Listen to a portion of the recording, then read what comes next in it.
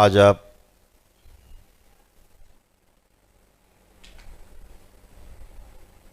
परम पूजनीय बाबा जी द्वारा अपनी शरीर यात्रा के दौरान जो तमाम असहनीय कष्टों को सहन करते हुए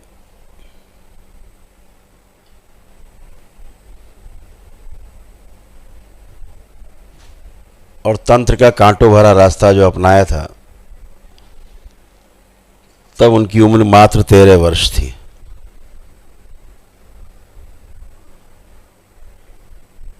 और परम पूजनीय बाबा जी अल्पायु थे।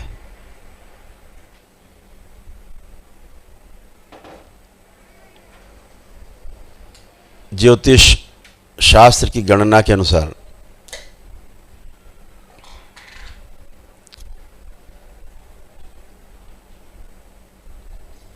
16-17 वर्ष की उम्र से अधिक उनका जीवन नहीं था, वो शरीर यात्रा नहीं थी।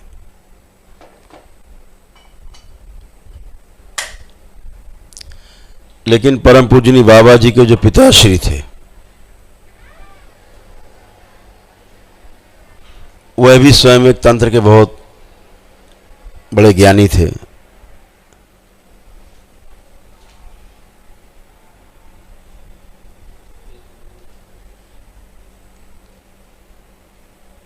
और शायद उन्होंने देख लिया होगा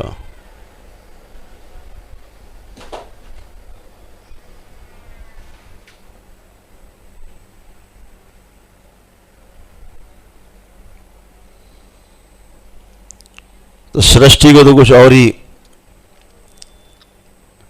रचना रचनी थी। तो 13 वर्ष के अल्पायु बालक में जरूर सृष्टि के द्वारा ही कोई ऐसी घटना घटी होगी, संदेश आया होगा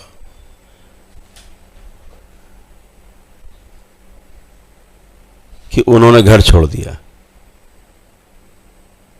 13 वर्ष की उम्र में ही वो पहाड़ियों में, कंदराओं में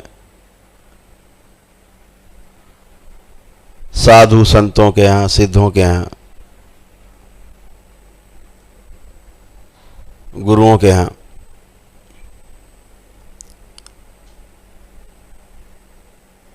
अपने गुरु की खोज में हाजिरी लगाने लगे।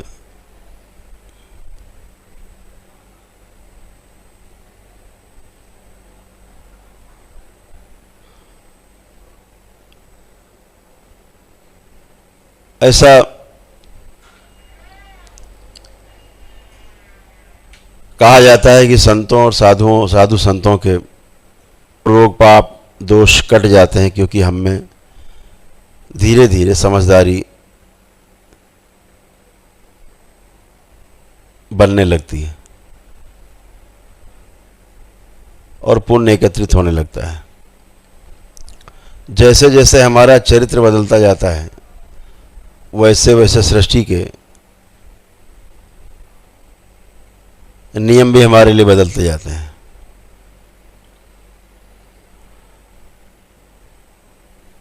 जैसे हमारा सोचना विचारना होता है, उसके अनुसार हमारी आयु घटती है, बढ़ती जाती है।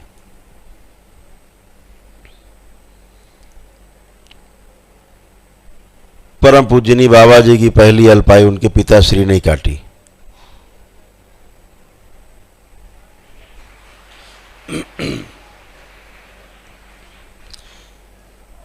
क्योंकि तब तक उनमें बहुत पुण्य एकत्रित हो गए होंगे।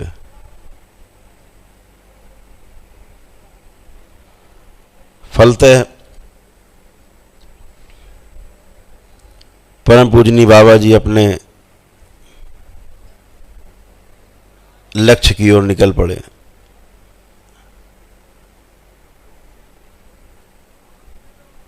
बहुत सरल होने के साथ साथ जिद्दी स्वभाव भी था।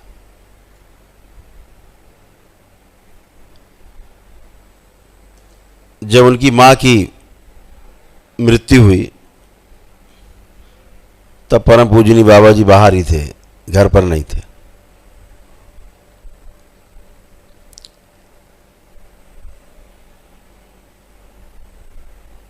लेकिन उन्हें पता चल गया कि माँ शरीर छोड़ रही है, तो पहाड़ियों से कंदराओं से घर की ओर चल पड़े। उस समय इतने साधन नहीं होते थे, कहीं कहीं पर तो 3-4 दिन में ट्रेन आती जाती थी, वही ट्रेन जाती थी, फिर वही बाद में वापस आती थी, उसकी रिपेयरिंग होती थी, तमाम देखभाल होती थी, उसके दोबारा ओके मिलता था, तब वही ट्रेन वापस होती थी। ऐसे 2-3 दिन का गैप भी हो जाता था। लेकिन परम पूजनी बाबा जी जब पहुँचे तो उनकी माँ की शव यात्रा शमशान घाट पे पहुँच चुकी थी।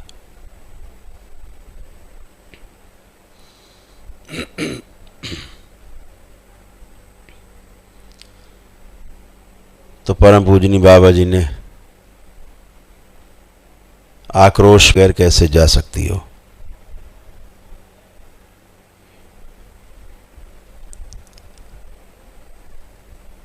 मुझसे बात करके ही जाना होगा। और उन्होंने गंगा तट पे 2 मुट्ठी बालू अपनी मुट्ठियों में भर के और आह्वान किया कि तुम्हें मुझसे बात करके ही जाना होगा। पिताश्री जानते थे ये सब कर सकता है,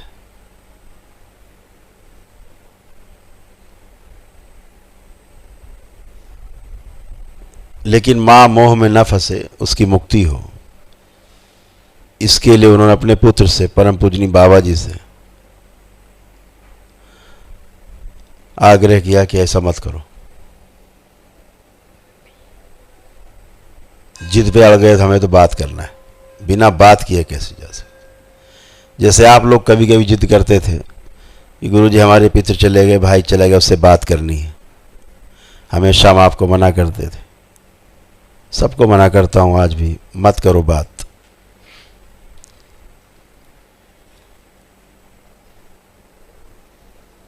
क्योंकि जो बात करता था वो एक अलग रूप था, एक अलग शरीर था, जीवन तो उसमें बस था, सृष्टि के नियमों का पालन कर रहा था, बस, इससे अधिक कुछ नहीं। तो मोह करोगे, उसमें अवरोध पैदा होंगे उसकी मुक्ति में। वही उनके पिताश्री ने भी समझाया कि ऐसा मत करो। वो जिद पर लगे, हमें तो करना है।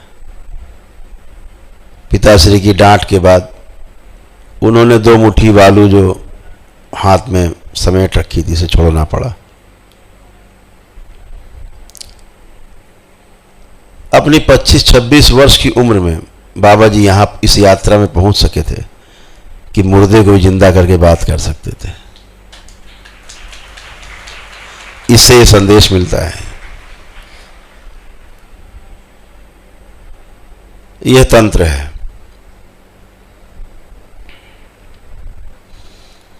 यह एक व्यवस्था है।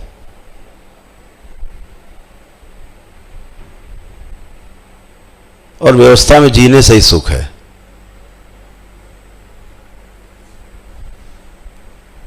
लेकिन तंत्र से सब कुछ संभव है। सृष्टि के इन 5 तत्वों के जो आधार हैं, उन पर नियंत्रण संभव है। और उस पर नियंत्रण होने के कारण ही आज परम पूजनी बाबा जी के तप और तपस्या से, मां की शक्ति से, उसके संरक्षण से आप सब यहां आके स्वस्थ होते हो, एक दिन में स्वस्थ होते हो। ये उसी के प्रमाण है।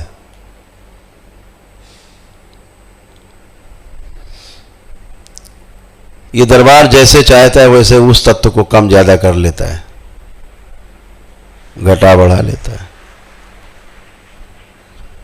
तत्वों का घटना बढ़ना ही, असंतुलन ही रोग है,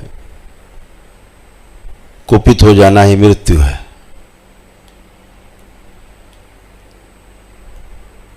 ये दरबार हर चीज संभव है। इसके लिए आपने देखा है, आपने अनुभव किया है। तो परम पूजनी बाबा जी ने अपने जीवन काल में अत्यंत कठिनाइयों का सामना करते हुए तंत्र की जो ऊंचाइयां चढ़ी, नए नए मानसिक ग्रंथ रचे,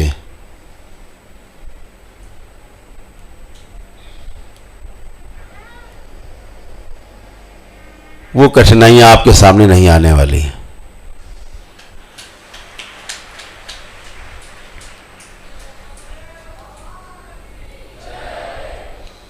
ये कठिनाई आ सकती थी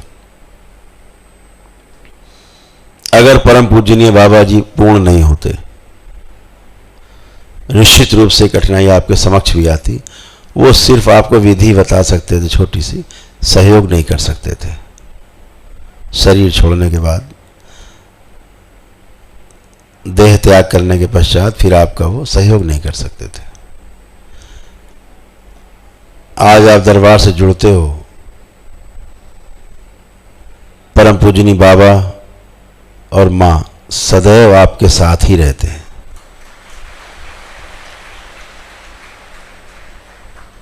हर क्षण केवल आप आंख बंद करते हो और आपके शब्द निकलते हैं हृदय से, आंख खोलते हो पूरा हो जाता है। ये बाबा और मां की शक्ति है, उनका होने का प्रमाण है आपके साथ कि वो आपको सुन रहे हैं, आपको देख रहे हैं, आपको संरक्षण दे रहे हैं, दिशा दे रहे हैं। तो आज आप जिस पहली सीढ़ी पर, पहले पावदान पर तंत्र के अपने चरण रखने जा रहे हैं, ये बहुत महत्वपूर्ण है।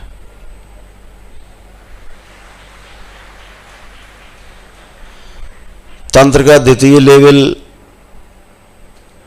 या तृतीय लेवल मायने नहीं रखता। सबसे महत्वपूर्ण ये प्रथम चरण है, प्रथम लेवल है, पहला लेवल है, फर्स्ट लेवल है, जहां आपके गहरे संकल्प की आवश्यकता पड़ती है।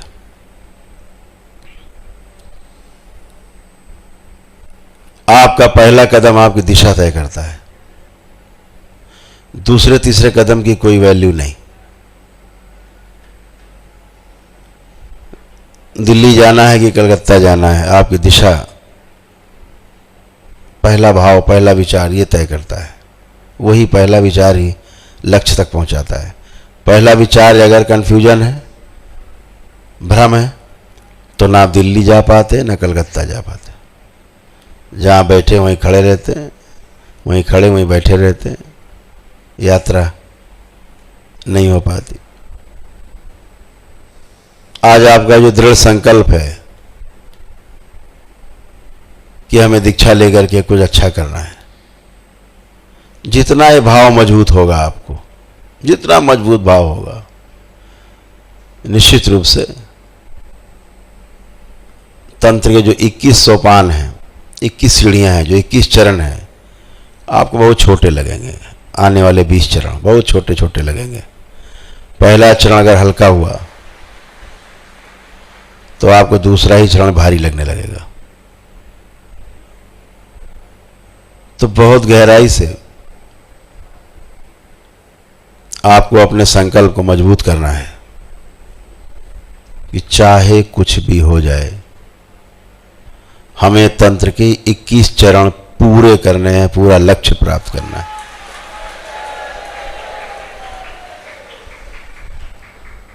यह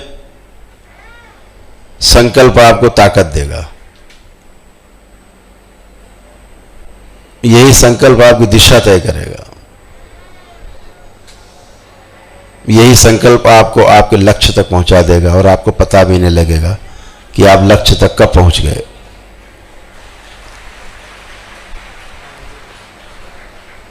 इस पृथ्वी पर पहली बार हो रहा है, इस करौली शंकर महादेव के दरबार में, बाबा और मां के द्वारा रचित इस दरबार में पहली बार ऐसा हो रहा है कि तंत्र दीक्षा लेने वालों को घर छोड़ने की जरूरत नहीं, पहाड़ियों में, कंदराओं में जाने की जरूरत नहीं।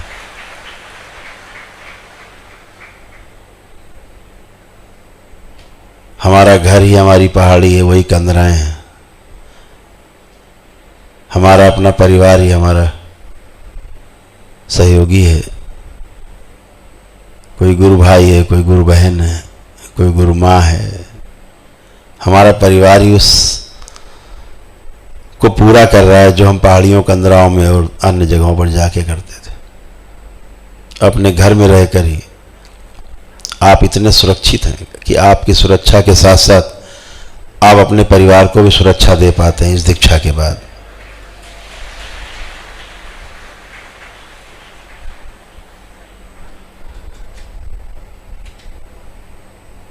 जैसा हमारा सोच विचार है, मैंने पहले भी कहा,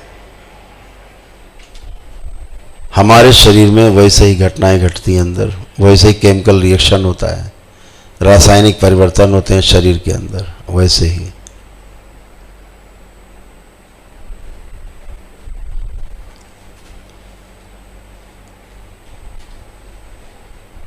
और फिर उसी हिसाब से हमारी उम्र तय होती है। बहुत कुछ लिखा पढ़ा होता है, विधि का विधान कहा जाता है कि इतनी उम्र लेके आए, कहीं तक सही है, क्योंकि वो ज्योतिष ग्रंथ है, वह भी एक प्रकार का वेद ही है, उपवेद है। ज्योतिष शास्त्र कुछ भी गलत गणना नहीं करता, गणित कभी गलत नहीं होती। 99.99% गणित गलत नहीं होती, लेकिन गणित 100% सही भी नहीं होती।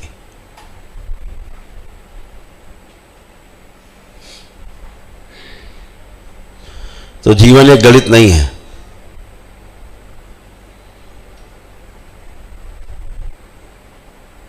जीवन एक अनुभव है। आपकी जीवन यात्रा अपने आप में आपके लिए एक शास्त्र है, वेद है, रामायण है, महाभारत है। आपका जीवन, आपकी जीवन यात्रा इन्हीं से गुजरती होगी। इस बात का सदैव ध्यान रखें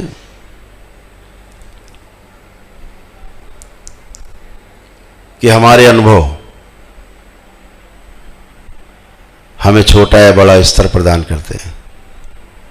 उम्र का प्रभाव छोटे बड़े होने का कोई अर्थ नहीं रखता।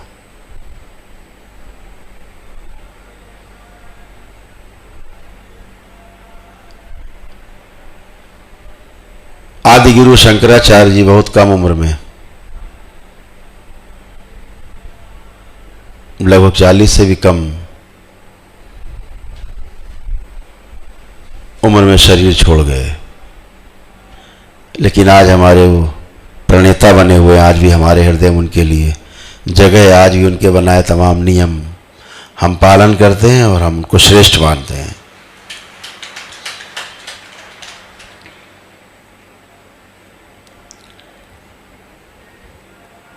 श्रेष्ठता हमारे अनुभव से तय होती है,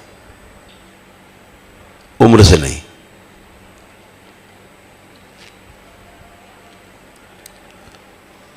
उम्र से केवल हम इतनी गणना कर पाते हैं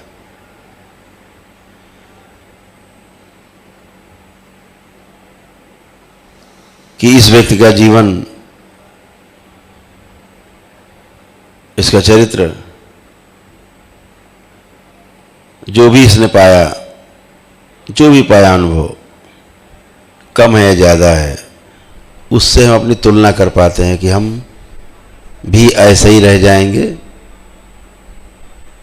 इतनी लंबी उम्र लेकर के छोटा अनुभव, तो हमें एक दिशा मिलती है, अंदर एक तड़प पैदा होती है कि हमें ऐसे नहीं मरना, हमें बड़ा अनुभव लेके तब शरीर यात्रा खत्म करनी है। निश्चित मानिए, ये खत्म करनी मैं इसलिए कह रहा हूं कि जब सारे अनुभव हो जाते हैं, पूर्ण हो जाता है व्यक्ति, तो शरीर यात्रा खत्म कर देता है। शरीर छूटता नहीं, वो योगी शरीर छोड़ देता है, क्योंकि इसका लक्ष्य पूरा हो जाता है। लेकिन ऐसे हजारों लाखों योगियों में से कोई एक योगी होता है, महायोगी होता है, जो सब समझ के पूर्ण होकर के और फिर से उसी कीचड़ में वापस आता है। जिस कीचड़ से निकल के कमल खिल के बाहर गया, वो पुनः से कीचड़ में आता है और कमल खिलाने के लिए, आप जैसे कमल और खिल जाए, इसलिए वापस आता है समाज में और समाज को दिशा देता है। परम पूजनीय बाबा जी जैसे लोग पूर्ण होने के बाद भी वापस लौटे घर। 40 वर्ष की उम्र में वापस घर लौटे, पूर्ण होकर। फिर अगले 111 वर्षों तक उस शरीर यात्रा में केवल लोक कल्याण किया, दूसरा कोई काम नहीं किया। रोजी रोटी के रूप में खेती की, अपने हाथों से खेती करते रहे। 80 वर्ष की उम्र तक खेती करते रहे, जब तक शरीर बहुत मजबूत रहा। फिर खेती करवाते रहे। फिर एक ही पुत्र था, वो सब करते रहे। आशय मेरा कहने का ये है कि हम सभी परम पूजनीय बाबा जी के कृतज्ञ हैं कि उन्होंने पूर्ण होने के बाद हम सबको दिशा दी और तभी हमको मिल पाए, नहीं हमको कहाँ मिल पाते।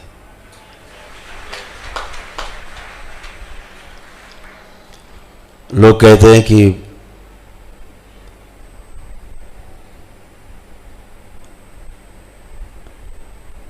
गुरु बना लिया, गुरु बनाया नहीं जाता, गुरु शिष्य बनाता है। शिष्य गुरु कभी बनाता नहीं। अंधा कैसे ढूंढेगा आंख वाले को? आंख वाला अंधे को ढूंढता है। शिष्य अंधे हैं, कुछ नहीं जानते, कुछ नहीं पता, अंधेरे में हाथ पैर मार रहे हैं। आंख वाला पकड़ लेता है, हाथ इधर आओ, तुम में योग्यता है, तुम में क्षमता है।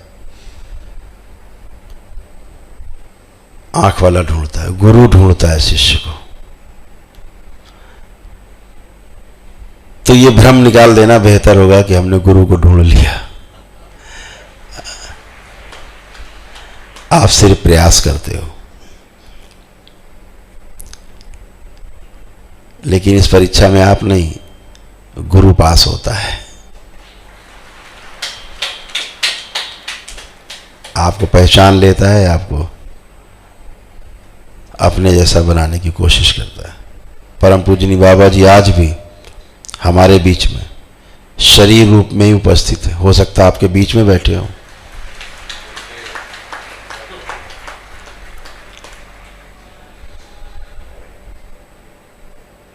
पहचानने के लिए आंखें चाहिए। ये आंख इस हाड़ मांस की आंखों से नहीं जान सकते, उन्हें देख नहीं सकते।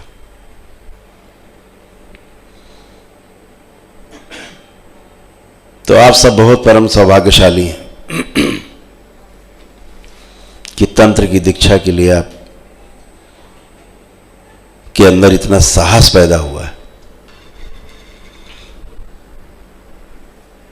ये साहस अनायास नहीं पैदा हुआ। अपने हृदय में हाथ रख के देखिए, ये परम पूजनीय बाबा और माँ के आशीर्वाद से आपके अंदर साहस पैदा हुआ है, क्योंकि उन्होंने ढूंढा है आपको, आपको चुना है, आप में संभावनाएं देखी हैं, आशाएं हैं,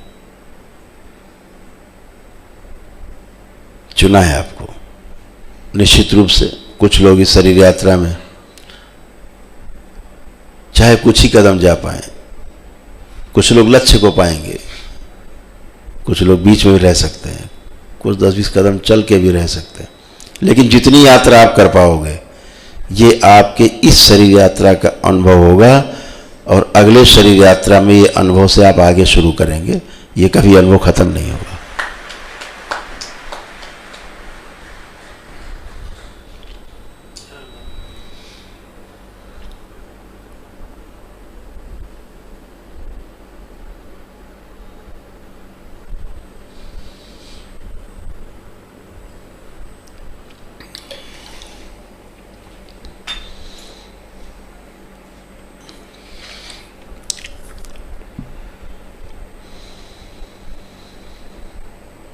भगवान श्री कृष्ण श्रीमद् भागवत गीता में अध्याय 9 श्लोक 25 में कहते हैं, उसका भावार्थ है,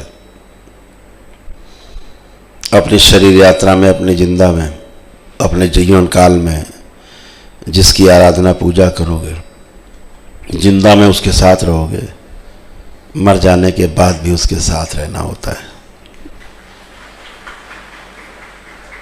यात्रा में साथ साथ हैं, इस शरीर के न रहने के बाद भी आप उनके साथ साथ रहेंगे, कभी भटकोगे नहीं। भटकाने वाली चीजें समाप्त हो चुकी हैं, केवल संकल्प आपका मजबूत बना रहे, फिर भटकने का सवाल है नहीं, भटकना समाप्त हो चुका है।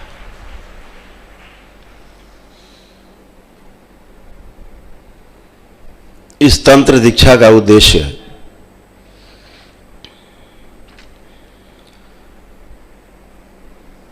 दूसरों की सहायता करने के साथ साथ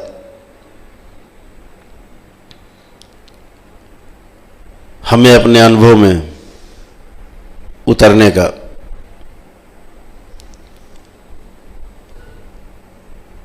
रास्ता बनाता है।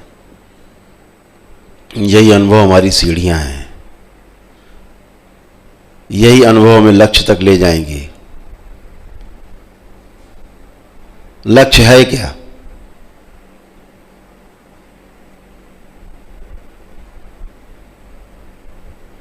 जीवन का लक्ष्य क्या है?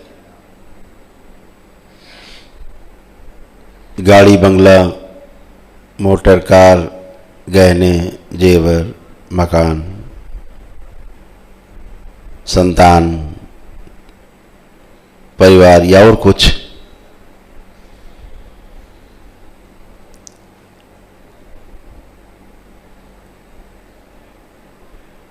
अपने अपने ज्ञान के आधार पर सबके लक्ष्य अलग अलग हो सकते हैं, लेकिन जब तंत्र दीक्षा में आप उतरते हैं तो लक्ष्य सिर्फ एक है,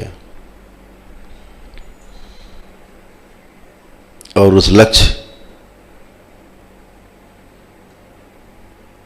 के लिए, जिसके लिए आप आज पहली सीढ़ी पे कदम रखने जा रहे हैं, उस लक्ष्य से केवल आपको समझ हासिल होगी।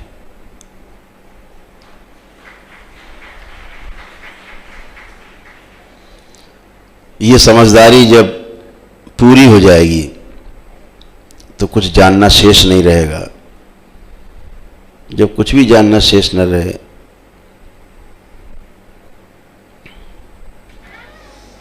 तो पूर्णता होती है। तो इस शरीर यात्रा में जो हमारा लक्ष्य है वो हमारी हर शरीर यात्रा में पीछे रहा है। दुर्भाग्यवश अगर इसे आप नहीं पार कर पाए इस शरीर यात्रा में, तो अगली शरीर यात्रा में भी आपका लक्ष्य समझ को पूरा ही करना रहेगा। कैसे समझ पूरी हो जाए, यही लक्ष्य रहेगा, यही जीवन का लक्ष्य है। जीवन समझना चाहता है, हर चीज समझना चाहता है, अपने में, अपने आसपास, अपने चारों ओर, सृष्टि में हर चीज को समझना चाहता है। वह उसको समझने से छोड़ देता है जिसके बारे में उसे लगता है ये संभव नहीं समझना, छोड़ देता है। छूटा हुआ समझने के लिए फिर आना पड़ता है। इसलिए ध्यान रखो, कोई भी चीज समझने के लिए कुछ छोटा बड़ा नहीं है। अगर छोटा है बड़ा कुछ भी है तो वह आपका संकल्प है। संकल्प आपका छोटा है तो बड़ी चीज नहीं समझ पाओगे। संकल्प आपका बड़ा है तो बड़ी से बड़ी चीज खुद सामने आएगी और आपको समझाएगी कि हम इस तरह से हैं। तो ध्यान रखो, बड़ा लक्ष्य नहीं है, बड़ा है आपका संकल्प। तो संकल्प को मजबूत रखो। एक बार लक्ष्य तय कर लिया, अब आपका ध्यान आपके संकल्प पर होना चाहिए, आपकी प्रतिज्ञा पर होना चाहिए, जो आपने ठाना है उस पर होना चाहिए। लक्ष्य तो मिल ही जाएगा।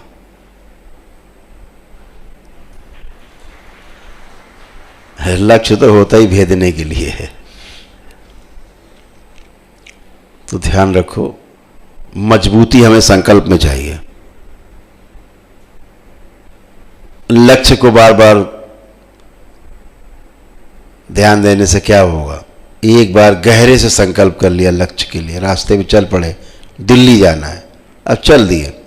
गाड़ी है तो ठीक, गाड़ी नहीं है तो ठीक, पैदल भी ठीक, लेट के जाना पड़े बार बार तो भी ठीक। संकल्प मजबूत होना चाहिए, दिल्ली पहुंचना है। एक बार तय हो गया, दिशा तय हो गई। आज आपकी दिशा तय हो रही है आपके संकल्प से, आप यहां बैठे हो। तो संकल्प जितना आपका मजबूत रहेगा उतना ही आपकी यात्रा सुगम रहेगी। संकल्प जितना कमजोर होगा यात्रा आपकी कठिन होने वाली है। तो हमेशा ध्यान आपका आपके संकल्प पर हो। लक्ष्य आप तय कर चुके हो, लक्ष्य डिगेगा नहीं, तब तक नहीं डिगेगा जब तक आपका संकल्प मजबूत रहेगा।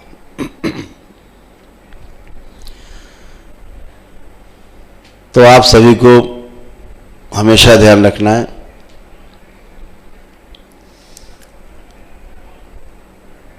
कि व्यवस्था को समझने में सुख है। तंत्र एक व्यवस्था है, व्यवस्था दर्शाता है। आज आपके दरबार के पास वो शक्ति है, वह शक्ति पूरी सृष्टि से इस दरबार में है, एकत्रित है। सब बड़े से बड़े महागुरु इस दरबार में उपस्थित हैं आपको दिशा की तरफ आगे बढ़ाने के लिए,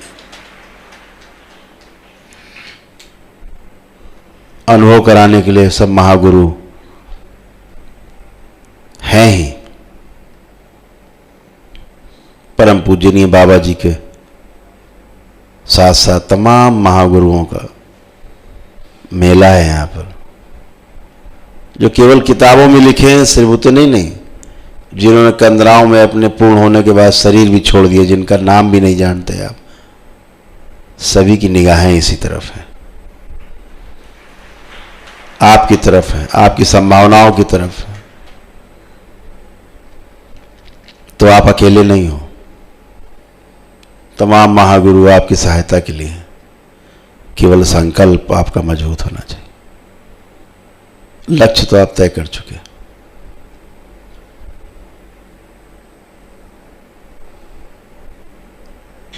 यह शक्ति दरबार की आपकी कुंडलिनियों को क्षण में खोल सकती है, क्षण में बंद कर सकती है।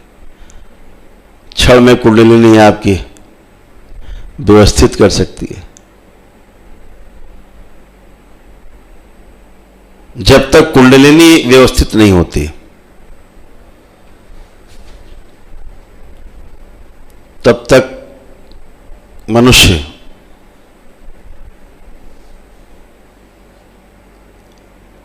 अपनी अनुभव की यात्रा को शुरू नहीं कर सकता। और दरबार सबसे पहला यही कार्य करता है कि आपके संकल्प होते ही, करते ही सबसे पहले आपकी कुंडलिनी को मजबूत करता है, दिशा देता है, ताकतवर बनाता है, निरोगी बनाता है, प्रकाशित करता है।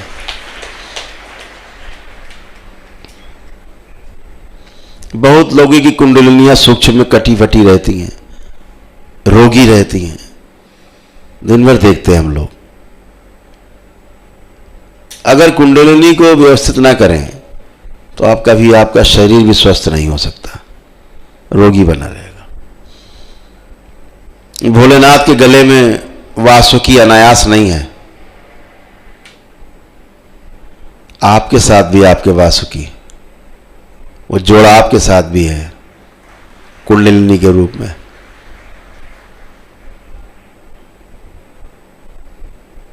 सब में है, प्रतीक है।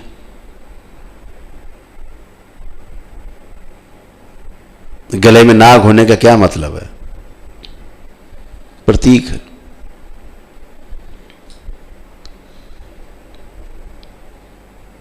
हमारे महापुरुषों ने प्रतीक चिन्ह बनाए कि आपको हमेशा समय समय पर ध्यान आता रहे।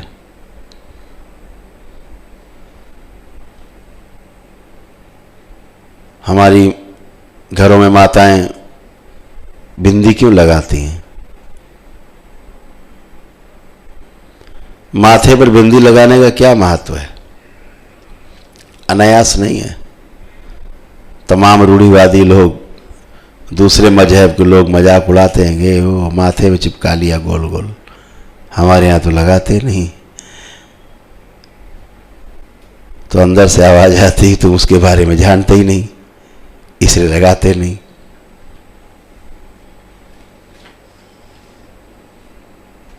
हमारे ऋषि मुनियों ने कोई चीज छोड़ी नहीं, जानते थे वो।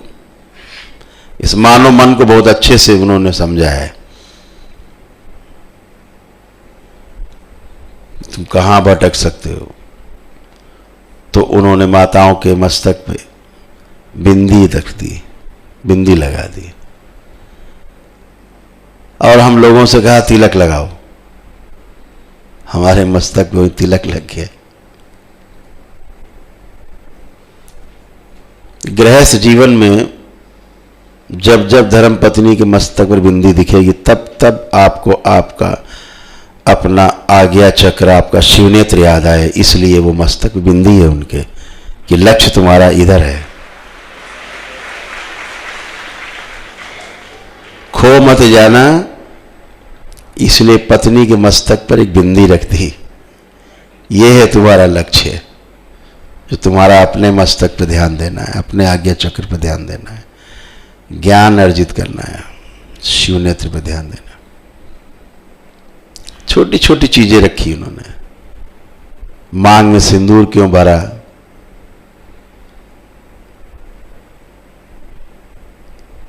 महिलाओं को ढीले वस्त्र क्यों पहनाए? योगियों को ढीले वस्त्र क्यों पहनाए? जवानों को, जो मिलिट्री के जवान हैं, अब सेना में हैं या किसी सुरक्षा में हैं, उनको कपड़े टाइट पहनाए जाते हैं, बेल्ट और टाइट पहनाई जाती है, एकदम कमर कस दी जाती है। हमेशा देखा होगा जितने वॉरियर्स थे, लड़ाकू होते थे, योद्धा होते थे, उनकी कमर में पट्टी बंधी होती थी, खींच के, एकदम खींच के पूरी कमर कसी होती, देखा होगा आपने। जूडो कराटे भी देखे होंगे, जो लोग सीखते हैं या पारंगत होते हैं, तो कमर कसी होती है पट्टे से। सेना के जवान बेल्ट कसे होते हैं, अगर ये ना कसी जाए ये लड़ नहीं सकते, लड़ने का कोई उपाय नहीं। आप बेल्ट खोल दीजिए, वो लड़ नहीं सकता। अखाड़े में पहलवान लगोटा कसता है मजबूत, तो लड़ पाता है। उसको चड्डी पहना दीजिए अमूल की, नहीं लड़ पाएगा, नहीं लड़ सकता है। कमर कसी होनी चाहिए। तो लड़ने के लिए शरीर कसा होना जरूरी, महसूस होना जरूरी। ध्यान के लिए, साधना के लिए ऐसा लगे कि वस्त्र ही नहीं है शरीर पर, ऐसा होना चाहिए। तो दोनों तरफ हमारे ऋषि मुनियों ने, हमारे महापुरुषों ने बहुत काम किया इस पे, और हमें सब कुछ दे गए, कुछ छोड़ा नहीं, कुछ बचा नहीं। तो हमें सब अपने ऋषि मुनियों के बताए हुए मार्ग पर चलना है, उसका पालन करना है। निश्चित रूप से लक्ष्य आपकी प्रतीक्षा कर रहा है, और दरबार की शुभकामनाएं आप सभी के लिए हैं कि आप लक्ष्य प्राप्त करें।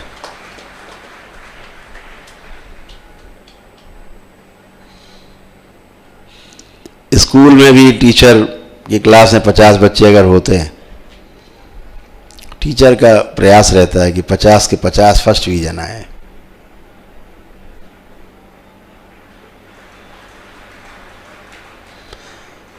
अब बस आपके संकल्प की आवश्यकता पड़ती है केवल, कि आपका संकल्प कितना मजबूत है। मैं फिर वही बात कहता हूं, कल भी मैंने कहा, ध्यान रखो, स्कूल में, कॉलेज में पास होने के लिए, फर्स्ट डिवीजन लाने के लिए 60% से ऊपर नंबर ले आए, आप पास हो गए, फर्स्ट डिवीजन हो गए। बोले हम फर्स्ट डिवीजन पास हो गए। यहाँ कोई भी डिवीजन नहीं है,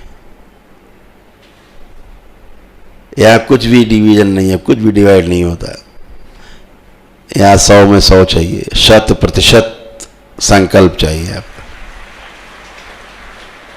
अगर आपका संकल्प 99% है, 99.999% है, आप अनुत्तीर्ण हैं। आप ये कहा जा सकता है आपके लिए आप अच्छे साधक हैं,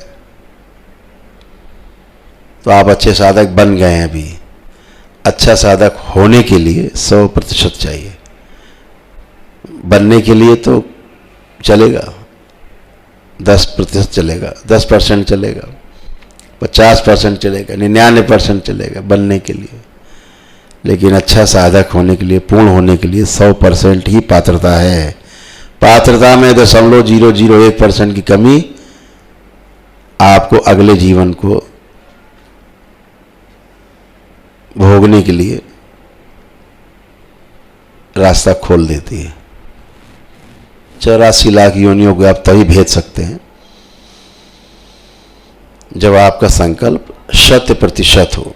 इसीलिए आपका संकल्प ही महत्वपूर्ण है। ये बार बार मैं आपसे कह रहा हूं, जब भी संकल्प डगमगाए, बाबा को याद करना, माँ को याद करना, आँख बंद करके बोलना, बाबा मेरी वो स्मृति काट दी जाए, नष्ट कर दी जाए जो मेरे संकल्प को पूरा करने में बाधा पैदा कर रही, मेरे संकल्प को डगमगा रही है, इस स्मृति को काट दिया जाए। संकल्प करोगे, 3 बार ओम नमः शिवाय बोलोगे, बाबा माँ को प्रणाम करके, आपका संकल्प फिर सुरक्षित हो जाएगा, गंदगी साफ हो जाएगी।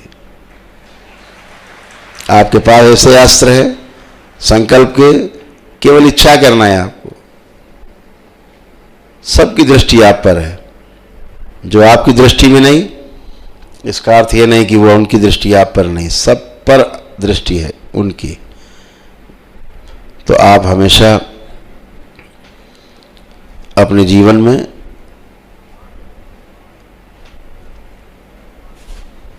इस तंत्र के संबंध में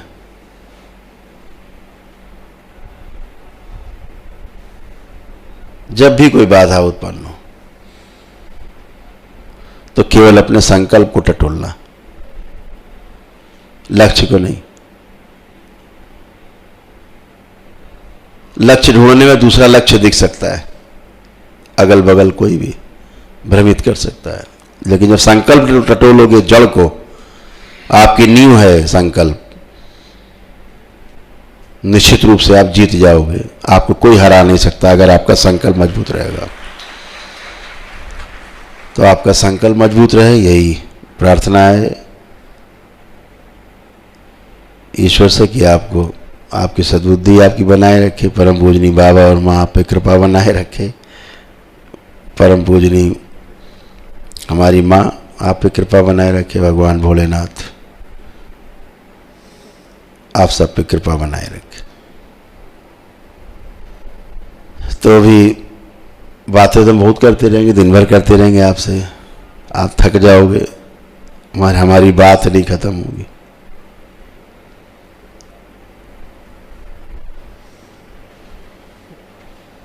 इस दरबार का जो लक्ष्य है, एक आपका लक्ष्य है मानव जीवन का, एक दरबार का लक्ष्य है।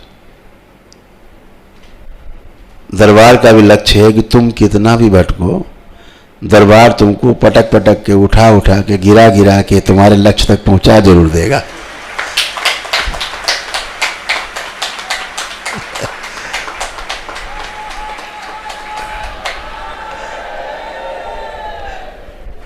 गांव की भाषा में बात हमने कह दी, देहाती भाषा में बात हमने करी, पहुंचा जरूर देगा आपको लक्ष्य तक। तो निश्चिंत रहिए, केवल संकल्प ध्यान रखिए। जब संकल्प ध्यान रहेगा तो फिर आपकी कार्यशैली संकल्प के आसपास घूमेगी और आपको लक्ष्य तक पहुंचाएगी जरूर। तो बहुत बहुत शुभकामनाओं के साथ आपका इस नए जीवन में प्रवेश के लिए, इस तंत्र को समझने के लिए, इस नई विधा के लिए इस कलयुग में कि आप गृहस्थ होते हुए भी आप तंत्र को समझ सकते हैं, जी सकते हैं, दूसरों को समझा सकते हैं। उसके लिए आप तैयार हो रहे हैं। बहुत बहुत शुभकामनाएं आपके नए जीवन के लिए। पुण्य से। हरिहर।